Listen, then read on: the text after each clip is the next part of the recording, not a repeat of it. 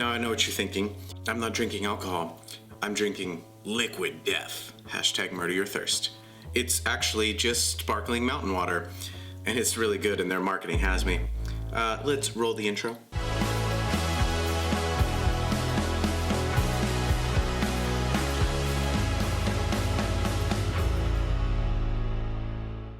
Hello Venti viewers, welcome back to yet another video on my channel. Unfortunately, this video is not sponsored by Liquid Death because I only have a few followers, which leads me to the next point. If you see what you like, subscribe, all that. I'm trying to beat the algorithm, and it's a grind. So today, we're gonna go over how to manage your content when you're on the go. Now, let's face it, this pandemic isn't really going anywhere for at least another year. So you're probably traveling a lot within the United States. You're taking epic pictures and video, and your cards are full, and you need some place to put that content. So I have a solution for you today. I'm going to show you my mobile workflow.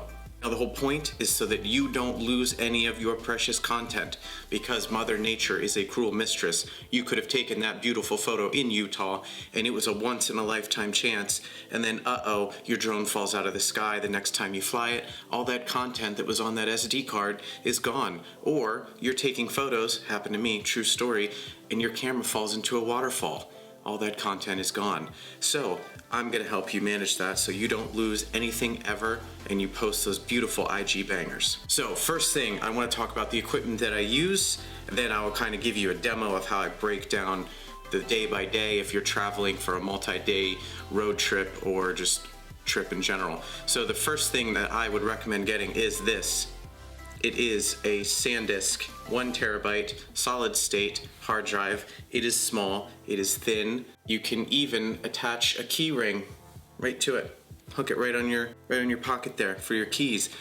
So this I would recommend for a few reasons: the size, the portability, the read and write speed, and flash storage, which is what is in here, is super reliable compared to a physical spinning disk hard drive. So if you're out in the field and you accidentally drop this, chances are you're gonna be okay. But if you drop something like a traditional spinning hard drive, it's probably gonna break and you're gonna lose all that information anyways. So I have the 1 terabyte option. It does come in a 2 terabyte and a 500 gigabyte option as well.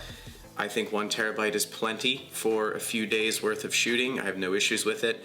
And then I use a 500 gig just to put all my final projects and final content on. And I'll make sure that I leave a link in the description below for all the stuff that I'm telling you about today as well. So the second piece of technology that I would recommend for your mobile device workflow is this. It is Apple's, now I have a lot of Apple stuff, so this is what I'd recommend.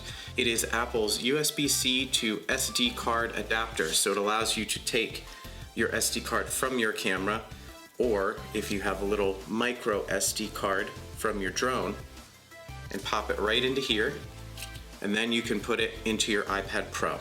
Assuming you have an iPad Pro or Air, because either one of those are USB-C. USB-C is very beneficial because it is very fast transfer rate. And the last and final piece of technology that I would recommend, I'm an iPad guy over a laptop.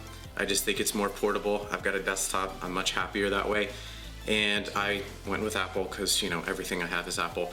But the iPad Pro and iPad Air are USB-C, which allows you to take your USB-C to SD card reader and pop it right into the iPad. Now, those are the 3 pieces of technology that I recommend. So now I'm gonna show you kind of the workflow and how I organize if I'm going on a multi-day trip, just to keep all your stuff organized, and that way you can edit your content when you get back to your desktop or your laptop or whatever. You could even use this workflow for your laptop if you carry a laptop with you as well.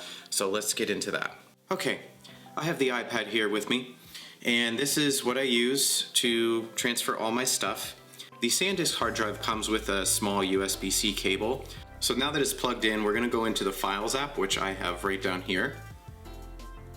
And you can see on the side here, I see Cam's 1 terabyte. So I'm gonna tap on that. Now there's nothing here, which is fine. So the way I like to manage my workflow when I'm out there doing multi-day trips is I like to make a day by day folder, but I like to take it a step further, and I'll do one as aerial, and then I'll do day one Nikon, because that's what I shoot with, is the Nikon. And then I would do day 2 aerial, and then of course day 2 Nikon, etc. You get the point. So now that we have our folders made, the next step is we need to import some information. So I have a few pictures from the drone. I'm going to plug in the SD card adapter here. The first thing you need to do is go into Photos, tap up here in the top left, and you'll see under Devices over here that I have my SD card. Now, just for time's sake, I'm just going to import 5 photos.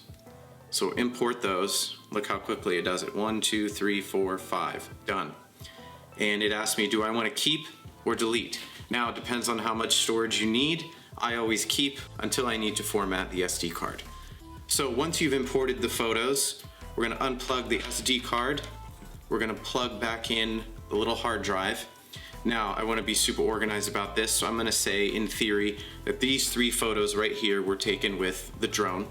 So we're going to hit the little share button down here. We're going to hit Save to Files, and then notice my hard drive shows up right here.